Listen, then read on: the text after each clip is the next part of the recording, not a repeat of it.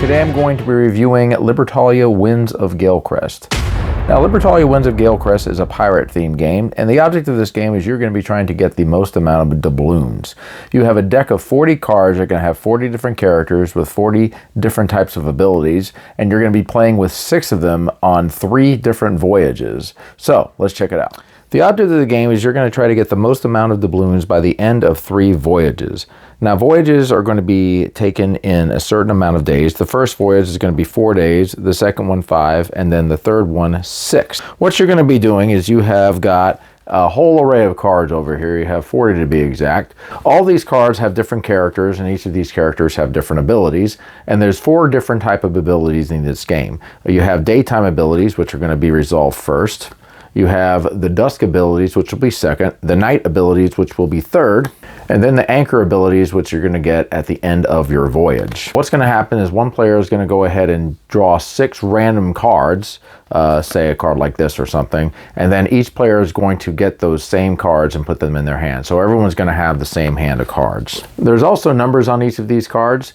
These numbers are going to represent the order in which they're going to be placed here on the island. When you play a card, you're going to go ahead and place it on here, and you're going to place them in numerical order. Right here is the reputation track. This will do 2 things. The first thing this is going to do is going to tell you how many coins you will start with on the beginning of your voyage. Purple will start with 11 coins, white will start with 10, and then blue will start with 9. Also, this will help break ties.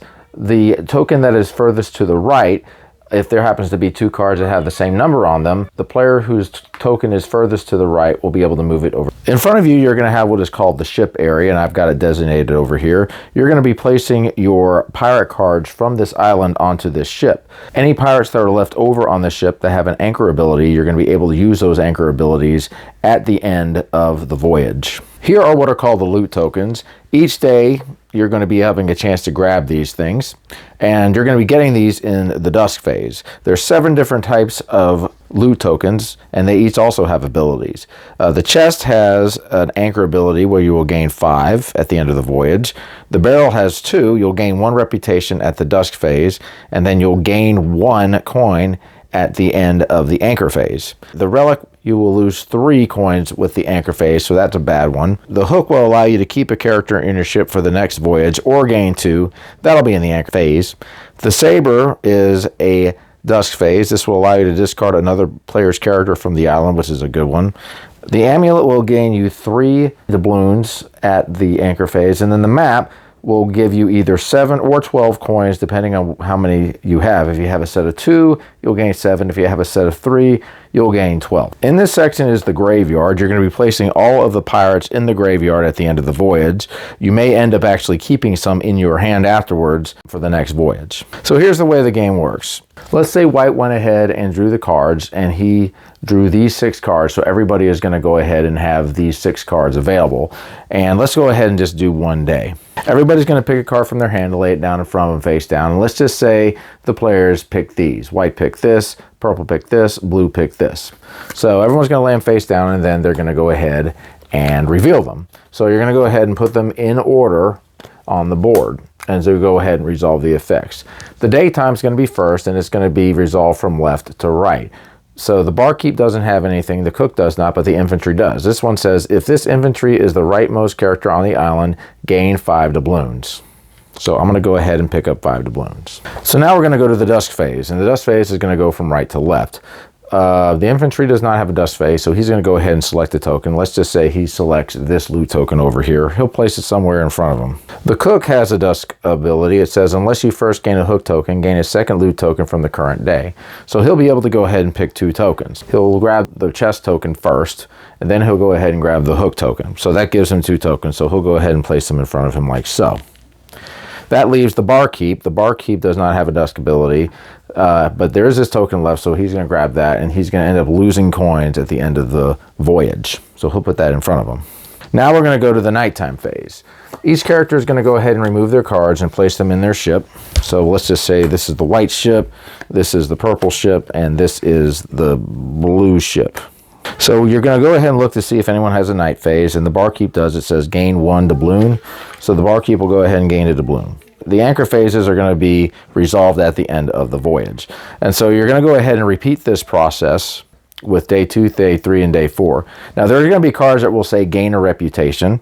So the way you'll gain a reputation, let's say purple gained a reputation, you would just simply go ahead and just start swapping out the tokens like that. Also, if you end up getting a reputation that's lower than 7, you're going to gain a doubloon. If you have one that is less than 12, you're going to lose a doubloon. So once you end up with finishing the voyage, the first thing you're going to do is you're going to resolve all of the loot tokens that have the anchor abilities. Also, for any cards that are in your ship, you're going to go ahead and resolve these as well.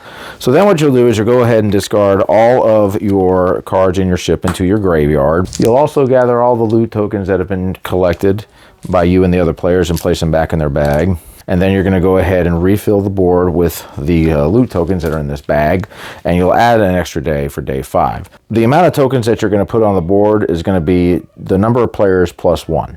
You'll also go ahead and get rid of the doubloons that you've earned during this voyage, and what you're going to do is you're going to count them up and add it over here. So let's just say player 3 ended up getting, say, 25 doubloons. You'll go ahead and put that there, and then you'll go ahead and return the doubloons over here.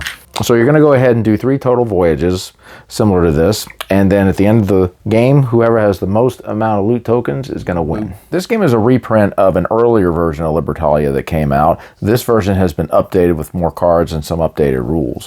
Fantastic game. There's so many different combinations of cards that you can have when you're drawing your original 6 from this deck. So you're really having to kind of figure out, okay, which card do I want to play? Because you've got the order of the cards that are going to be in there, the ability that you have, when the ability can be played, whether it's daytime, nighttime, or if it's the dusk ability. Of course, you have the anchor ability too that's going to be used at the end of the voyage. Then you also have the loot tokens that each have their own abilities as well that can gain you points, that can gain you coins, that can help remove cards from the board. Man, just a great game. I definitely would see this one as probably being one of the best pirate themed games out there. It's that good. It's very easy to learn too. The instructions that I have are about 4 to 5 pages long. And for a game of this quality, and pirate games are typically got a lot longer instructions and more detailed, this game has a lot of elements in it that make it work well. The reputation track as well. One of the things I really like about the game is the unpredictability. Anytime you play a card on the board, you have an idea in mind of what you want to do, but that can get altered just throughout the game because of the other player's abilities. You may end up losing your card just because somebody might have an ability to remove a pirate card from you, or you might end up stuck with the relic. Also, you have the cards in your ship that you have to figure out as well, because they're going to have anchor abilities that might be able to help you in the future. But then again, you can end up losing those cards. But then again, you can actually have some extra cards that nobody else is going to have. It's a great game, great themed game, great pirate game. I highly recommend it to anybody who likes pirate games, or just games that are pretty easy to learn, that have a ton of choices that you can make and a tremendous amount of replayability. All right, guys, that's my review of Libertalia Winds of Galecrest. We'll see you later. Keep on gaming.